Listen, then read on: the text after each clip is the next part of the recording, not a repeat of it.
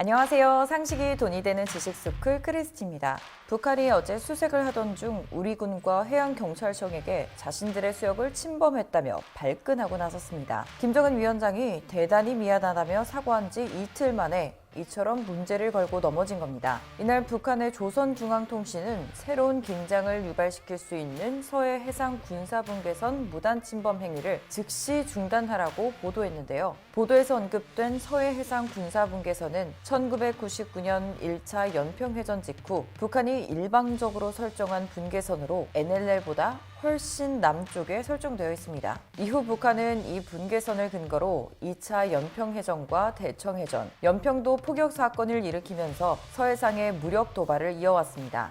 심지어 지난달 중순은 미국 하와이 근해에서 진행된 다국적 해상연합훈련인 림팩 훈련에 참가한 것을 강하게 비난했습니다. 우리 해군력이 강화되는 것에 군사적 충돌과 전쟁 위험을 몰아오는 위험천만한 군사적 도발이라고 말했는데요. 북한 조선의 오늘이 자멸을 불러오는 무모한 불장난이라는 제목으로 보도한 겁니다. 계속해서 북한이 NLL을 노리며 도발을 하고 있어 주의를 요하고 있지만 전문가들은 그들의 해군력이 한국의 발끝에도 못 미치는 수준이기 때문에 한반도의 긴장감이 고조되고 있는 지금 두려움에 이렇게 막말을 하고 있는 것으로 분석하고 있습니다. 게다가 수많은 국가들이 참가하는 림팩 훈련에서 한국이 뛰어난 성과를 보여주자 더욱 북한이 경계를 해오고 있죠. 과연 한국 해군이 얼마나 뛰어난 모습을 보였길래 북한이 이런 시점에서 또다시 NLL 관련 도발과 막말을 해오는 걸까요? 영상 시작 전 좋아요와 구독하기 부탁드립니다. 림팩 훈련은 올해로 27번째를 맞은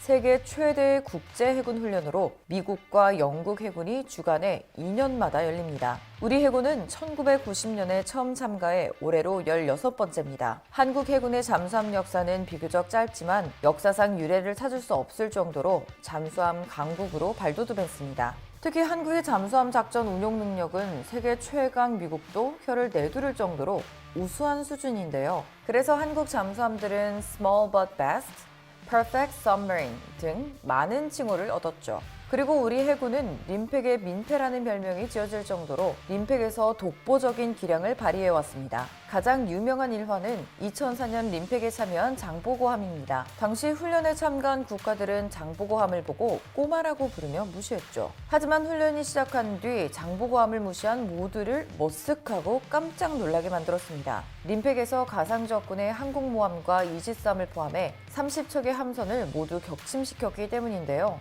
심지어 훈련 종료까지 미국을 포함한 그 어떤 나라의 해군 전력도 장보고함을 단 한 번도 탐지하지 못했습니다. 훈련 이후 장보고함은 퍼펙트 장보고라는 별명이 붙었고 미국의 대잠 전략은 한국의 영향을 받아 수정됐습니다. 또 이보다 앞선 2000년 림팩에서는 박위함이 황군 소속으로 참여해 청군 함정 11척을 격침시켰습니다. 당시도 훈련 종료 때까지 단 한 차례의 공격도 받지 않고 유일하게 생존해 모두를 감탄하게 만들었죠. 한편 올해는 코로나19 팬데믹으로 규모를 축소시켜 림팩 훈련이 진행됐습니다. 이번엔 함정 22척과 잠수함 1척이 참가했는데 우리 해군은 서해류 성룡함과 충무공 이순신함, 해상작전 헬기 2대와 570여 명의 장병을 투입했습니다. 특히 올해는 림팩의 기동부대 사령관을 맡아 과거부터 쌓아왔던 우리 군의 위상이 한 단계 더 높아졌습니다. 이때 우리 해군은 해양차단작전, 해상공방전, 대잠전, 수상전 등을 성공적으로 지휘했고 연합작전의 수행과 운용 능력을 발전시켰다는 평가를 받았습니다. 그렇기 때문에 사실상 북한은 우리의 영해인 서해 5도 해역을 빼앗고 싶어도 빼앗을 수 없습니다. 또 무력 도발을 하며 공포심을 유발하고 싶어도 도리어 한국 해군의 대응이 두려워 막말밖에 할 수 없는 실정이죠. 게다가 이번 2020 림팩을 통해 한국의 방위 산업의 위상도 느낄 수 있었습니다. 그 이유는 필리핀 해군이 호세 리잘함을 대표로 참여했기 때문입니다. 호세 리잘함은 필리핀 해군으로선 처음으로 도입한 미사일 호위함으로 현대중공업이 건조했고 한화 시스템이 개발한 FFX 배치2급의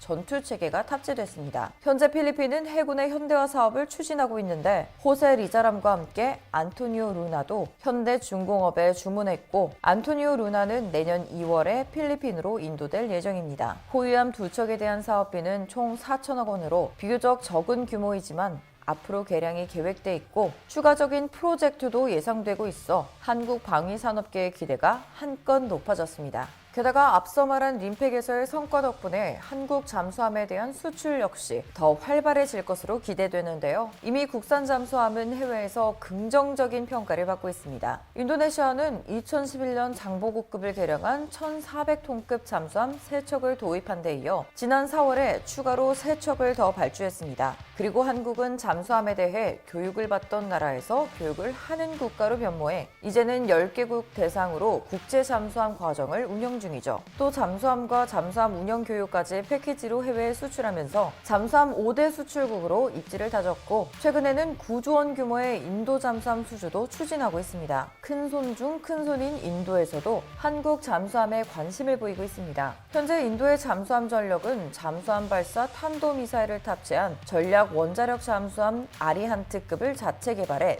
2척을 배치하고 있는데요. 이를 지원하는 공격용 원자력 잠수함으로 러시아제 아쿨라2급 한 척을 임차해 운영 중이지만 결국 실질적 주력은 재래식 잠수함 14척입니다. 그래서 인도는 노후화된 잠수함을 18척의 신형 AIP 잠수함으로 대체하는 차세대 잠수함 사업을 진행하고 있습니다. 사업 규모가 워낙 크다 보니 3개 차수로 나눠 차수별로 6척씩 도입하고 있는데 1차 사업은 6척에 우리 돈 2조 9,500억 원으로 합의한 프랑스 스콜펜급 잠수함이 수주해 현재 칼바리급이라는 이름으로 4척이 진수되고 2척이 취역한 상태입니다. 여기서 칼리바급은 재래식 잠수함 중 비교적 베스트셀러로 평가받는 스콜펜급을 바탕으로 한 잠수함이기 때문에 준수한 성능을 가지고 있지만 1,800톤도 되지 않는 소형 잠수함으로는 인도 해군의 작전적 소요를 완전히 충족할 수 없었습니다. 이에 인도는 2차 사업에 더욱 강력한 성능의 대형 잠수함을 요구했는데요. 스페인과 러시아, 독일 등 많은 나라에서 도전장을 내밀었지만 생각보다 신뢰성과 제작 기술력, 실제 수중 지속 자막 능력 등 성능 측면에서 모두 불합격을 받았습니다. 이런 와중에 인도는 한국 대우조선해양의 도산 안창호급 잠수함을 다크호스로 주목하기 시작했죠. 우리나라가 전략적 임무에 투입하기 위해 개발한 도산 안창호급 개량형은 다른 경쟁 모델과는 비교할 수 없는 연안 방어 임무 정도에 특화된 강력한 퍼포먼스를 보여주고 있기 때문입니다. 대우조선해양 모델은 수중 배수량이 3,705톤 안팎으로 이번 경쟁 모델 가운데 스페인 나반티아의 S80 플러스 다음으로 큰데요. 범한에서 개발한 고성능 연료전지를 탑재해 1개월에 가까운 수중 지속 잠합 능력도 가지고 있습니다. 즉 이미 지속 잠합 능력에서부터 경쟁 모델과 비교가 되지 않는 수준인 겁니다. 잠함 속도 역시 20노트로 경쟁 모델 중 가장 빠르고 고품질 HY100 고장력강을 사용해 300급까지 안정적으로 잠함할 수 있는 우수한 잠함 능력도 갖췄습니다.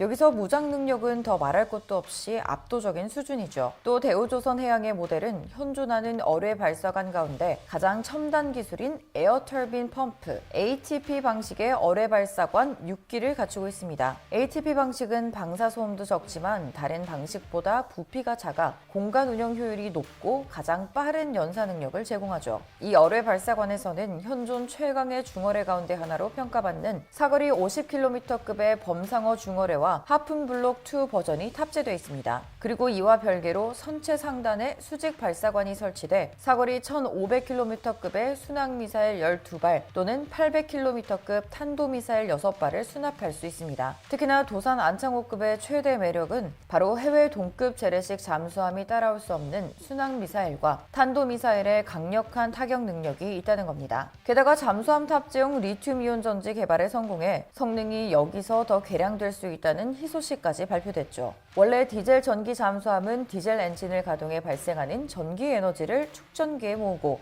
이 에너지로 프로펠러를 돌려 작동하는데요. 이 축전지의 성능은 잠수함의 성능과 직결됩니다. 하지만 지금까지 축전지로 사용된 납축전지를 리튬이온 전지로 교체하면 작전 시간이 크게 늘어날 수 있습니다. 또 리튬이온 전지 적용으로 수중지속 항해 능력과 고속기동 시간이 늘어나고 건전지 수명이 2배 이상 연장되는 건 물론 유지, 보수 등 편의도 개선되죠. 이 업그레이드된 도산 안창호급 잠수함은 다가오는 2026년 해군에 인도돼 전력화될 예정입니다. 여기서 끝이 아닙니다.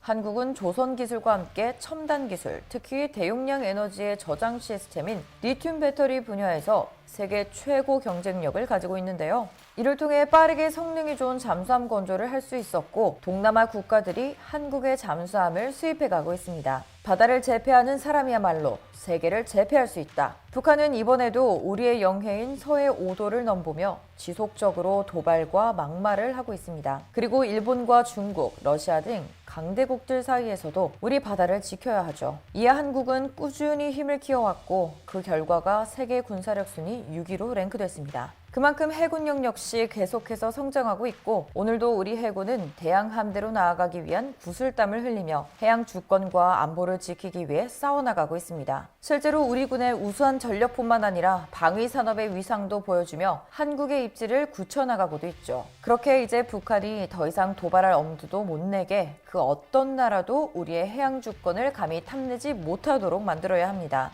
여러분도 우리 대한민국이 더욱더 강해져 국민의 안보를 수호하는 것뿐만 아니라 전 세계 바다의 평화를 지키는 리더가 될 거라고 생각하시지 않나요? 이와 관련된 여러분의 다양한 의견 댓글로 남겨주시면 감사하겠습니다. 혹시 주식하시나요? 방위산업 관련 급등 종목이 알고 싶으시다면 오른쪽 버튼을 클릭해주세요. 안녕!